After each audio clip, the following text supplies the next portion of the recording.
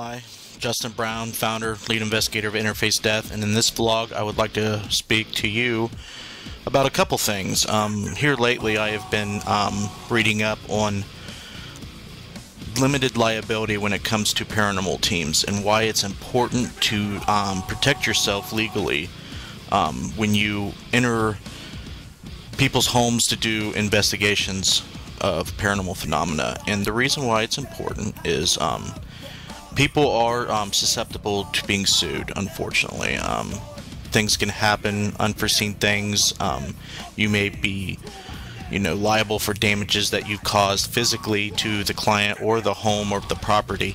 But there's a few things that I'm seeing investigators and teams being sued for that involve emotional and psychological damages. Now, the best thing to do to protect yourself is become an LLC, and what that pretty much means is a limited liability company. And what that basically means is it separates you as an individual from, being sued as an individual. Instead of, you'll be sued as a company if you're part of the LLC. You have to be, listed as a member of the LLC if your team is actual LLC. Now, what that'll also do is it will limit the amount you can be sued for. And now, as long as you don't have any bank accounts or anything under the LLC personally, they can't get anything. And if you're a nonprofit organization, or you don't charge people, or you don't have any type of money that's invested into your LLC company or paranormal team, then they're not going to get any money. Pretty much is that's how protecting you. But of course, if you cause damages, they can sue you for restitution or for the cost of the damages. But there's a few things here that you can do to protect yourself in pretty much all situations. Submission forms is a good thing to have. If you have a client, give them a form with a disclaimer on it, and have them fill it out and sign it. Let them know what you're there to do, what you can do, what you don't promise to do, and just cover your end. Let them know up front, what you can promise to do and what you're liable for, if anything. Communications with the client is important. You want to have, if you're communicating via email, you want to have headers and the signatures on the email and disclaimers on the email, so they're perfectly aware if you're setting up an investigation or an interview or whatever you are doing for the client. Make sure all that is covered on your email, so they can't say, well, the contract either through email, written, or oral wasn't clear, so they can find a loophole to sue you. And just make sure that when you go to someone's home, be careful. If you're up in the attic crawling around, make sure you don't fall through their ceiling. Make sure you don't damage electrical circuits or appliances in the home. Just be careful on pretty much how you're affecting and how you're investigating. There's a whole bunch of things that could happen wrong. So I just wanted to bring that up to you guys. Best way to get an LLC is get a lawyer and go from there and see what you can do to get an LLC and get yourself covered. There's a few things I want to go over as far as investigating people's homes. In my experience, I've found out that most of the time it's rare to find someone who's having legitimate paranormal phenomena at their home. But if you go into a home, don't tell them that they're crazy. Okay? Don't tell them that they need to be on medication, that they're making things up, that they're lying. Anything that can cause psychological or emotional distress will also cover you. Only go there to tell them or find evidence of paranormal phenomena, and that's it. Don't promise them that you can do anything, and have that in your disclaimer. because if you promise them or lead them on to believing that you can like remove an entity or stop something from happening or change something from happening that they are reporting to you, you can be held liable for that. So make sure that all that's taken care of. Please be stingy about what cases you take. Be very careful on how you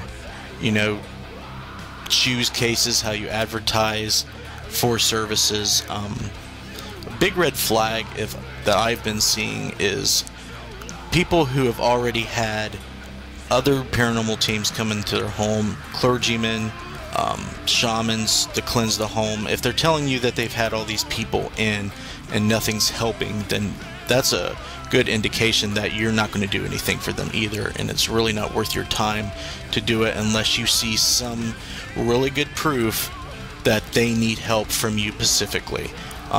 Don't be shy about asking for something up front, okay, like evidence, something more solid than just their word. And always ask the names and contact information from the other groups that have been there, or the clergymen or religious people, so you can follow up with them and get information with them, and they're going to be a great help to you in how to move forward with that particular case.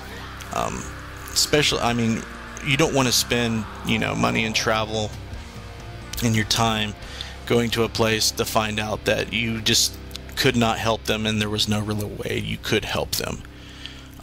I know a lot of new teams and paranormal teams out there that struggle to get cases, and they want to take the first case that that pops up or is presented to them, and you really want to not do that. You want to be very picky about how you do things. If the way I do it is I call them on the phone. If they don't want to talk to you on the phone, I wouldn't even take it. That is a red flag right there. If they don't want to talk to you on the phone, I wouldn't even go there. You need to interview them on the phone, get to know how the person is, so you can get your head around what's going on. It'll give you some insight on who you're dealing with and what you're dealing with. And that's just a really good idea in my opinion. Always have a procedure on how you select cases, especially with the forms. Make sure they go through all the proper protocol, filling out forms and covering all the bases, dotting all the I's, crossing all the T's and everything, because if it's somebody out there that's just trying to prank you or just seeking attention or is actually crazy, then they're not going to go through all that. They're going to do whatever it takes to get help if they actually and genuinely need help. But make it worth your while, okay? You're spending your time and your effort and your money and helping these people. So please consider everything that I'm saying. Interview them thoroughly. Try to ask questions that'll help you figure out if this is actually something you can debunk before you get there, or if it's something that you can figure out if it's actually genuine, or if it compares to other cases you've been to or other phenomena you've researched. If it's a phenomena that's outside your comfort zone or your ability to remedy, do not try to do things that you don't feel comfortable doing or you have no experience in.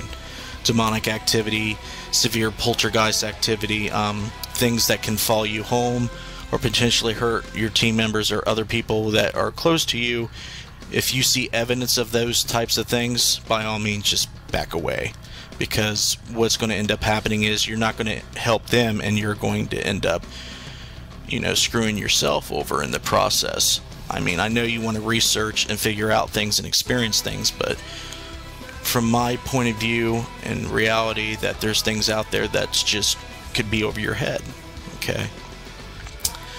Let's see if I can think of anything else on that front to talk about.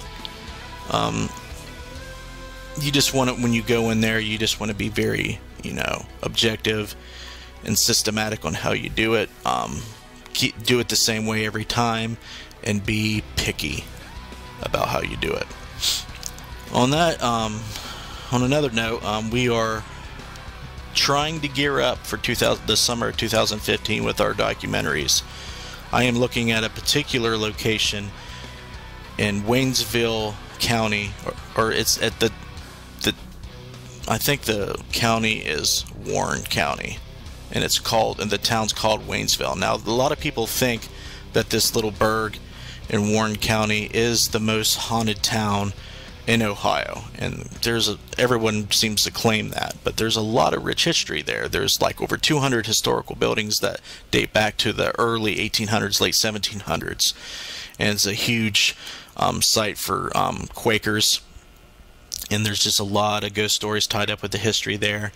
And we plan to go scout it out. I have a team member that has connections there allegedly, so hopefully that pans out. We plan to go up there as soon as possible this month to case it out, do some snooping around and some interviews, and possibly talk to a historian and see how we can work out a documentary and get that squared away. We do plan to go back to Moonville Tunnel early this year, if not in April and May, so we can revisit that location. I want to do a more in-depth documentary there instead of just a typical investigation, because there's a lot of just rich history, and in my opinion, Moonville is the most haunted place in Ohio that I have been to and I have read about and researched. There's really no other place. I mean, you can argue that Mansfield is up there, and Prospect Place and a few other places, but I'm really sticking to my guns, and I really think that Moonville Tunnel is the place to go do research, to get all the history correct, communicate the history, and keep all that stuff alive, because it's important not only to preserve that history, but the spiritual ramifications are profoundly impactful. Okay, when you ask yourself, why do spirits hang around, what causes hauntings, that is a place you want to look at. Now, TV shows like Haunted Highway has been there. They have did a segment on it, and they have got some cool things, but really I have not found anybody that's done extensive research and historical documentation for the place. Now, there is a historian in the nearby town in MacArthur in Fenton County that knows a lot about the history, but only a few people around that area know about the history to great detail, and I want everybody that is privy to my vlogs and my social media to know about all this, because it's worth it. No other residential cases, like I said. I just went and investigated a residential case in Kentucky, and that ended up being bad, and that's why I'm kind of bringing up the residential cases and how to be picky and be careful in what you do, because you never know. You could go to somebody's house and they could just shoot you. In the middle of the investigation, they could pull out a knife, stab you, or just anything crazy like that. I mean, especially if you don't know these people, they're complete strangers. It's dangerous, and you want to be careful. Never go by yourself, ever, to a residential location by yourself. You want at least one other, or at least, I'd recommend at least two others to go with you. Be safe out there, okay? It's also a good idea to get referrals. Ask for referrals when you go do a residential case. Ask for people, friends, co-workers, anybody like that, especially family members, so you can go talk to them and get an idea about who they are from their point of view, and that really helps. And if they're genuine about having someone help them, they will give you that. If they don't want to give you that, that's a red flag. It pops up, and that'll tell you that maybe you might not want to take this case. And to be honest, legitimate cases are very rare indeed. All right, if you have any questions for me, you can get a hold of me on this page, message me, email me. My phone number, email is all available on my social media accounts. Let me know, what you think about what we're doing. If you have any questions for me about equipment, history, how to research the paranormal, anything. And I'd be glad to answer your questions. And for now, I'm going to be signing off. And until the next time, you take care out there.